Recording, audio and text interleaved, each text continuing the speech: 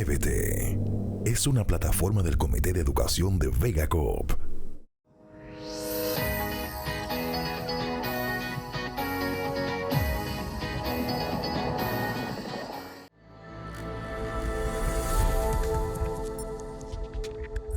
Saludos amigos, bienvenidos a Muévete, el programa del cooperativismo. Continuamos en estos programas de salud tan importantes para toda la comunidad. Así que nos acompaña nuevamente el doctor Pablo López Báez, otolaringólogo, con más de 42 años de experiencia, con prácticas en oficina, su oficina en Bayamón, Puerto Rico, y nos acompaña nuevamente. Nos alegra que continuemos esta conversación con el licenciado Alexis Amador, que es tecnólogo médico y fue pasado presidente de la Asociación de Laboratorios Clínicos de Puerto Rico. Bienvenidos a ambos nuevamente. Gracias, Rubén. Un placer para mí, Rubén, estar contigo nuevamente. Continuamos el tema de la mano del doctor Báez, que son los 5 condiciones, enfermedades que están básicamente muy presentes en Puerto Rico. Están entrelazadas y la mayoría de ellas son virales. Hay 2 que son bacterianas. Pero es importante recordar que los síntomas que estábamos comentando son intercambiables. Vamos a empezar con los síntomas básicos. Fiebre. Puede tener fiebre alta, puede no tener fiebre alta. Dolor de garganta. Puede tener un dolor severo que casi no los deje tragar, pero puede ser un dolor pasajero que los obliga a carraspear mucho la garganta y básicamente lo pasan desapercibidos, si no va acompañado de la fiebre. Por ahí continuaremos con el próximo síntoma, que es que empieza un gotereo nasal o una obstrucción nasal. Cuando tienes obstrucción nasal, se infla un poco, se hincha un poco la nariz, evitando que los saquitos lagrimales drenen. Empiezan los ojos a lagrimar. Por eso es que los niños se ven la naricita y los ojitos aguados, es por eso. Pero todavía siguen otros síntomas. Una vez viene la tos, ese niño puede empezar a tener una tos seca, pero puede ser productiva, que quiere decir que cuando tose, exputa, bota una flema que puede ser desde transparente hasta una flema de tipo pus, opaca.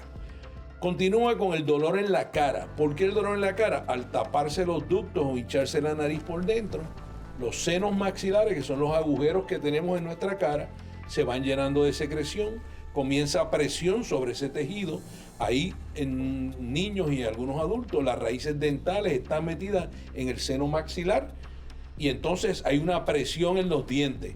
Todo sigue combinándose, se sigue complicando. Al tú pasar 24, 48 horas, ese niño empieza a crear anticuerpos, pero a veces los anticuerpos no son específicos.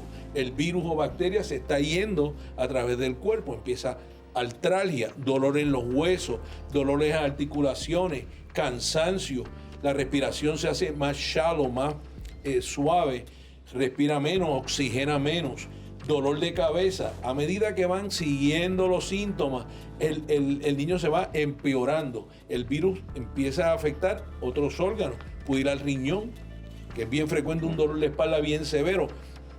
Todos nosotros nos ha dado un catarro que te dure la espalda. La famosa rompehueso que teníamos en la época de antes, que es básicamente un virus que está caminando por todos nosotros.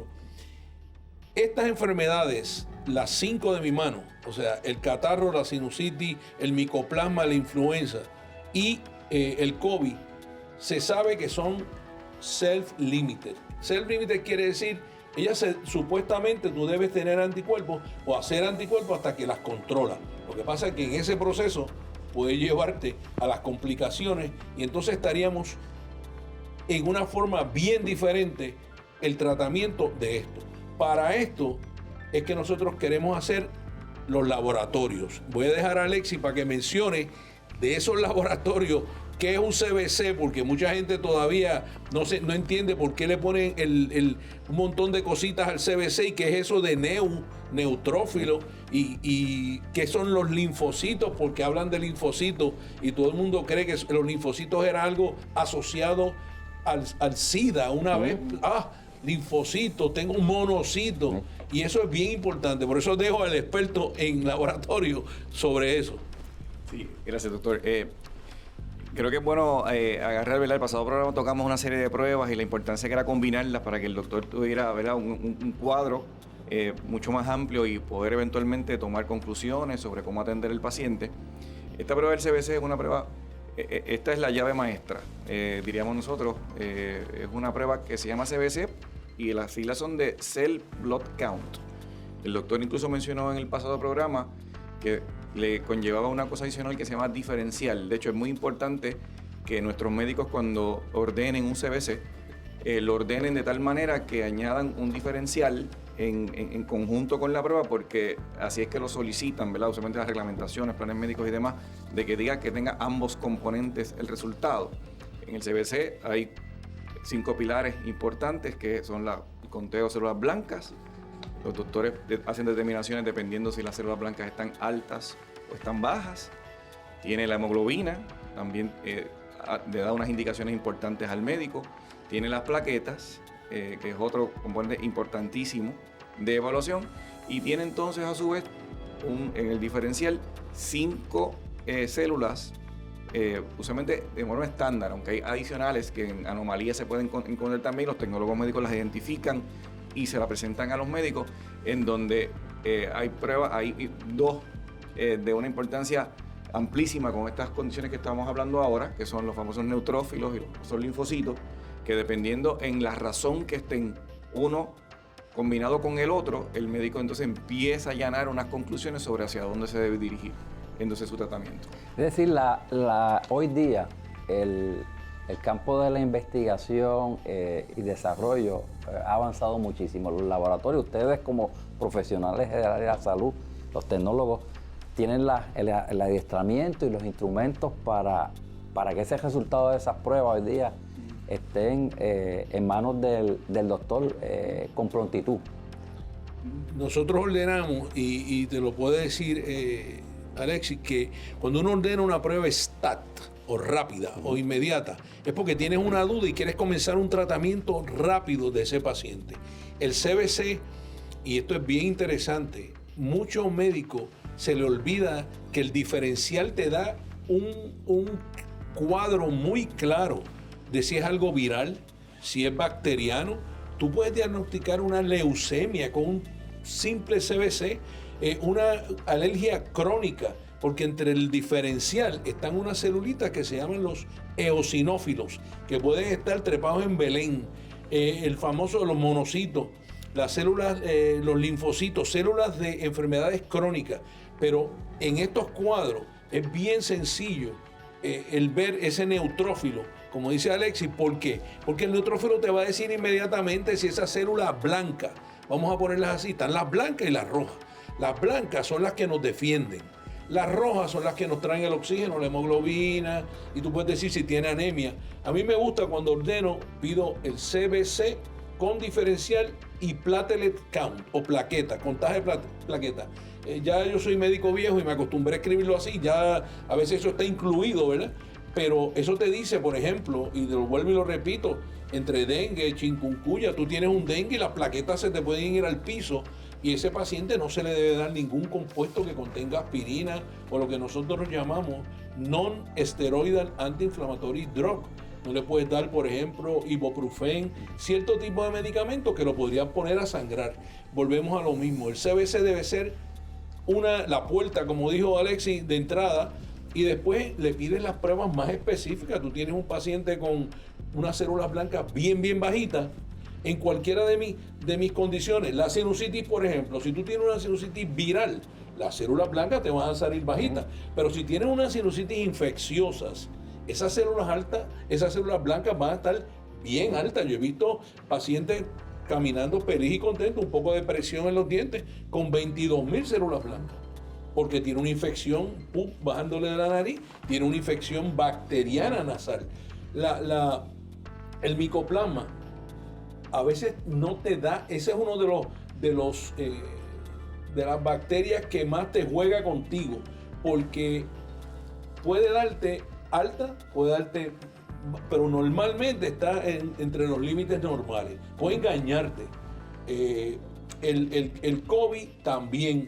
El COVID muchas veces baja las células blancas, pero si tienes una infección sobreañadida, que es lo que nos pasa muchas veces, te engaña. Es el engaño del COVID. En términos generales, si es que se puede describirla así, para cada una de estas condiciones, si no va a mayor, ¿verdad? Que haya un cuadro que agudice, que sea más crítico, que conlleve hospitalización y otro tipo de tratamiento. En términos generales, ¿cuánto tiempo una vez un paciente tiene una de estas condiciones? Es el tiempo de recuperación en que tiene Bueno, la enfermedad. ahora vamos a lo... Eso es una buena pregunta, pero acuérdate de esto.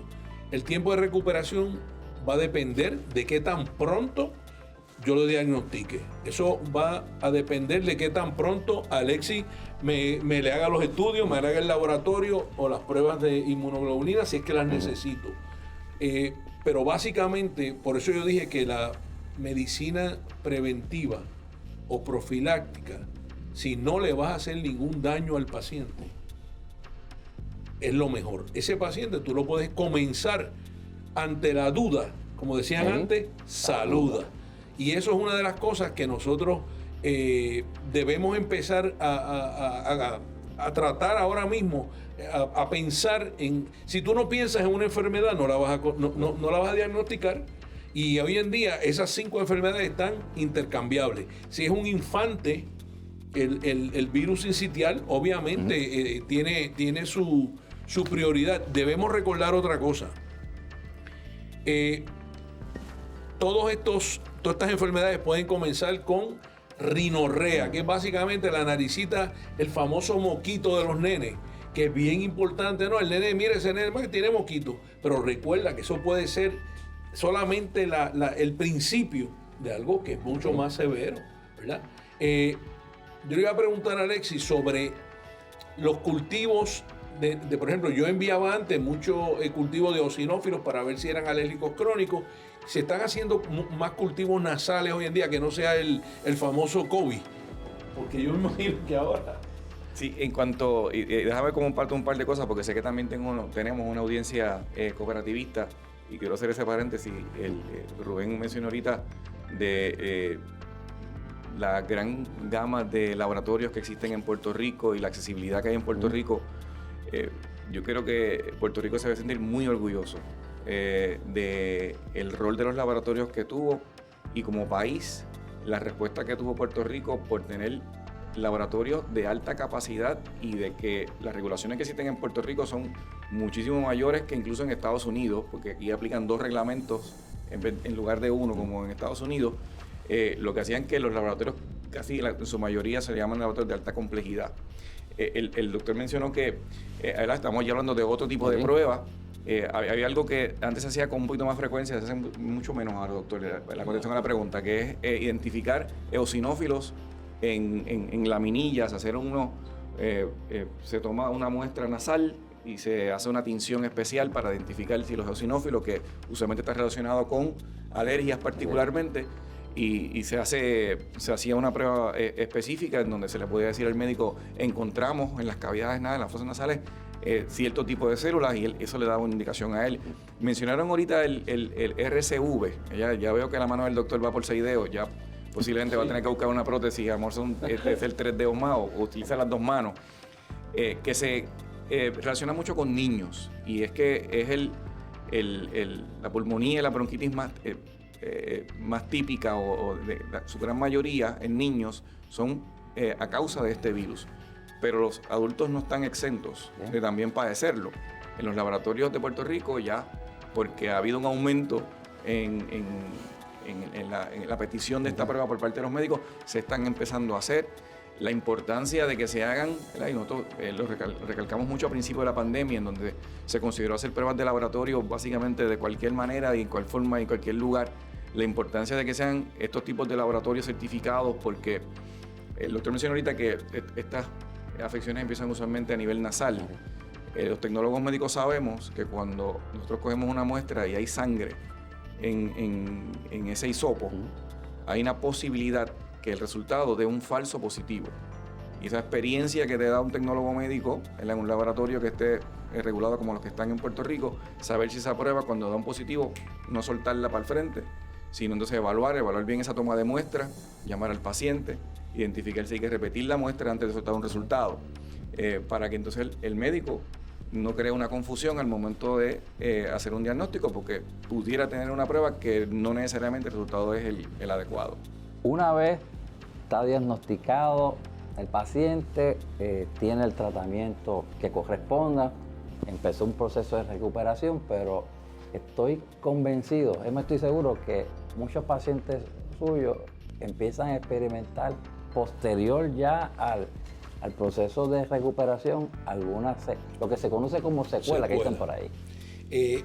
Hoy en día hemos encontrado, y yo lo veo 4, 6, 8, 10 semanas después y hasta meses, que hay una serie de síntomas que te deja, por ejemplo, el COVID y algunas de estas enfermedades respiratorias, como es el cansancio crónico, dolores en las articulaciones, a veces pierdes el olfato o a veces simplemente el olfato no es lo que estás oliendo.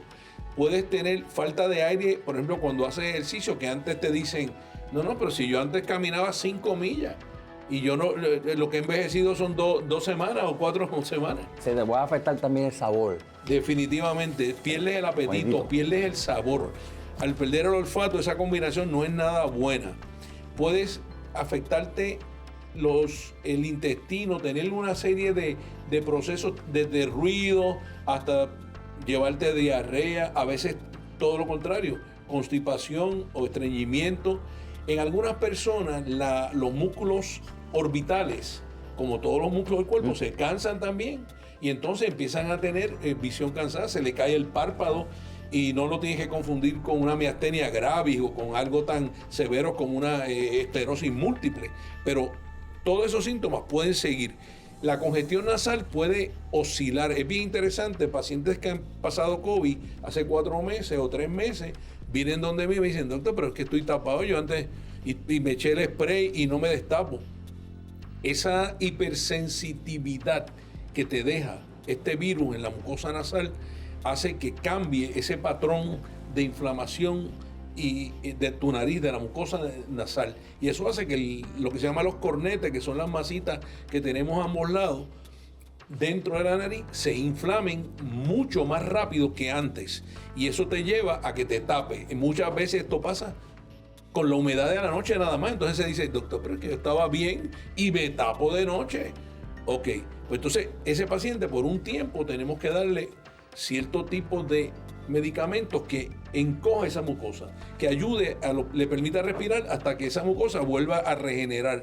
Es bien importante que en algunas personas, después de COVID, como después de dengue y de otras, le da una especie de rash. Te dicen, doctor, es que ahora me han salido unas manchitas rojas, voy para el dermatólogo. Ese rash va y viene como había virus de los niños que te daba un rash, eso era típico. Y conocemos por ahí sarampión, hay un montón de virus que van a la piel y te lo irrita. Y estos virus no están exentos de pecado. Son virus que todavía siguen ahí. Y hay 2 síntomas que son propiamente de nosotros y de los neumólogos. La tosecita, doctor, tengo una tosecita boba que me viene por la tarde. ¿Pero por qué por la tarde? Porque esa mucosa está hipersensible, tanto la de la faringe como la de la laringe. Una vez pasa el día que has estado hablando, has estado funcional, pues empieza esa mucosa a inflamarse, la cuerda vocal, que es la que hace el movimiento, hace el ruido para que la lengua lo module, se afecta y entonces la voz te empieza a cambiar. Y eso es bien, bien peligroso en cantantes y cosas de esas. La otra que es que los virus le encantan los nervios. Ellos pasan a veces cerca del caracol del oído, dejándote el famoso, le llaman tinnitus en inglés y acúfenos en español. Un zumbido en el oído que tú dices, doctor, es que ahora yo oigo una chicharra, oigo un bzzz de una abeja, y eso viene después del virus. Muchos de estos medicamentos, muchos de estos síntomas se pueden controlar con, por ejemplo, la vitamina B1, B6 y B12, te ayuda mucho a la fortaleza de los nervios, tanto del oído como de otras áreas. se utiliza gabapentin, a veces cuando en dosis bajitas. O sea, nosotros tenemos una gama de medicamentos que podemos utilizar, pero tenemos que estar bien seguros que es una secuela de esa condición que te dio.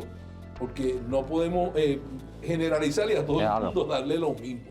En cuanto a lo que es referente a laboratorios y las secuelas, hay, particularmente con el COVID, después se diseñaron o se descubrió, se pudo identificar que hay una serie de indicadores en el cuerpo que se mantienen elevados o se distorsionan después del COVID. Y se desarrollaron unas pruebas como la proteína C reactiva, mucha gente lo conoce como el CRP, unas pruebas como el set-rate, sedimentación de eritrocitos rojos células blancas, rojas, perdóname. Y otro tipo de pruebas que también algunas veces los doctores le pueden dar algún tipo de seguimiento e identificar como una potencial secuela, achacándoselo a cosas como el COVID. Pero bien importante, con el tiempo se fue identificando que cuando un paciente ya da positivo a COVID y está ya diagnosticado con COVID, el hacer pruebas posterior, particularmente de COVID, para decirle al paciente que ya usted está libre de COVID o que usted ya no es infeccioso, no es necesariamente la prueba correspondiente para hacerlo. Usualmente ya hay unas indicaciones sobre la cantidad de cuarentena que se debe hacer, ¿verdad? El tiempo que se tiene que estar retirado para evitar contagios con los demás.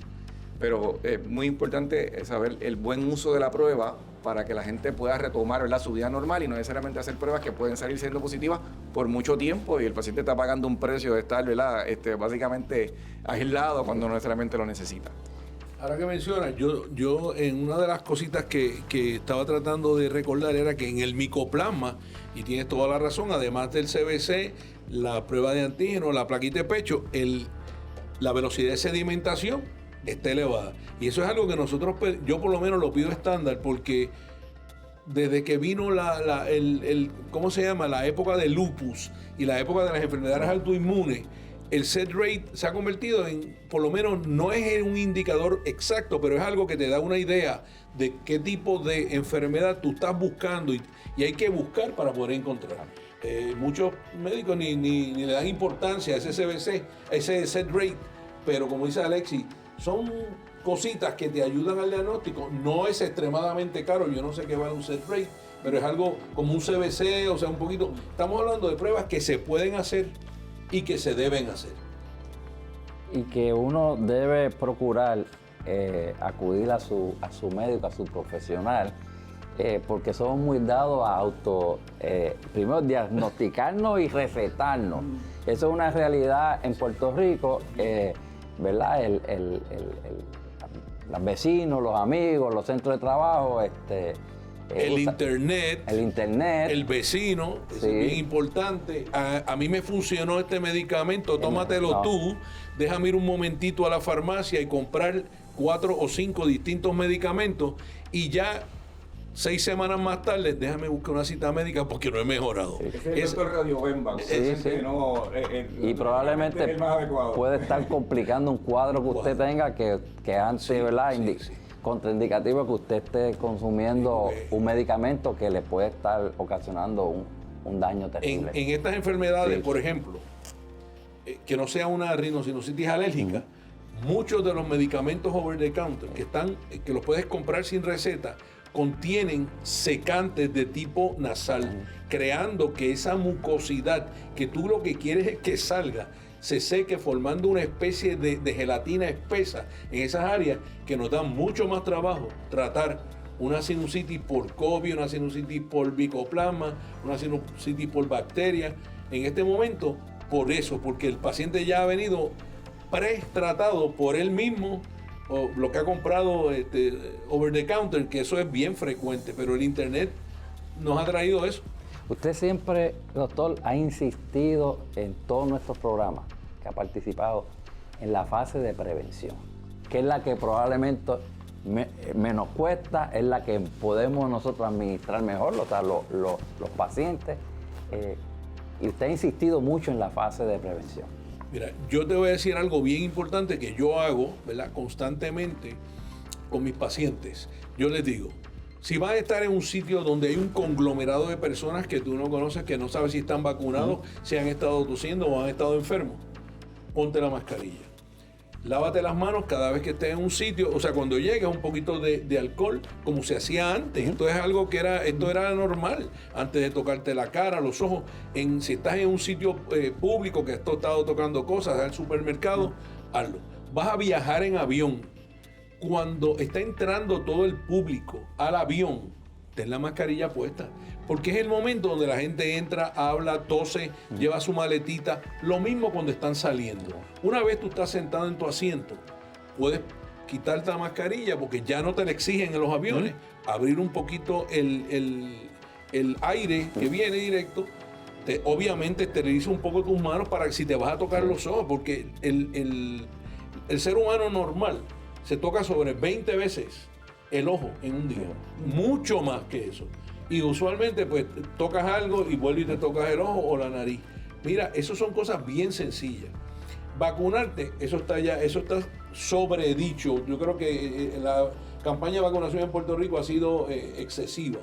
Y entonces, obviamente, usa tu sentido común cuando estés ante tu familia, tu gente, vayas a visitar un enfermo, vayas a visitar un vecino que está tosiendo, y recomienda lo que decían nuestras abuelas: tápate la boca cuando tose, tápate la boca cuando tose. ¿Ok? El uso del pañuelo para taparte la cara. Y yo creo que si nosotros hacemos eso, vamos a mejorar mucho la contaminación, aunque creo que ya debemos estar en una inmunidad de rebaño bien alta. Los puertorriqueños celebramos todo el año, pero la época de Navidad es una época muy particular. Yo creo que podemos regalarnos a nosotros un mejor compartir si nos cuidamos, si cuidamos a nuestra familia y a nuestro entorno. Yo les digo que estas Navidades pásenla en familia, conozcan sus vecinos, pero con mucha precaución. No se olviden de lavarse las manos, que eso lo decían nuestras abuelas. Yo les voy a desear una feliz Navidad a este país y a todos los puertorriqueños. Y un próspero y saludable 2023. Amén por eso. A ustedes, amigos, nos estaremos dando cita en la próxima edición de Muévete, el programa del cooperativismo. Hasta luego.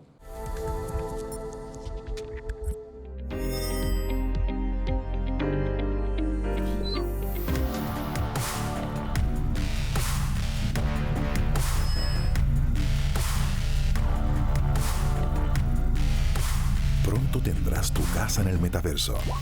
Mientras tanto, te ayudamos a comprarla en la isla.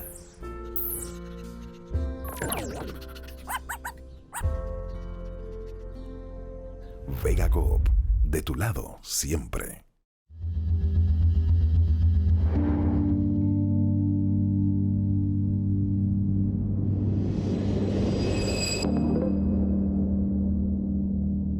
Muévete. Es una plataforma del Comité de Educación de Vega Coop. Produce Here and Now para Vega Coop.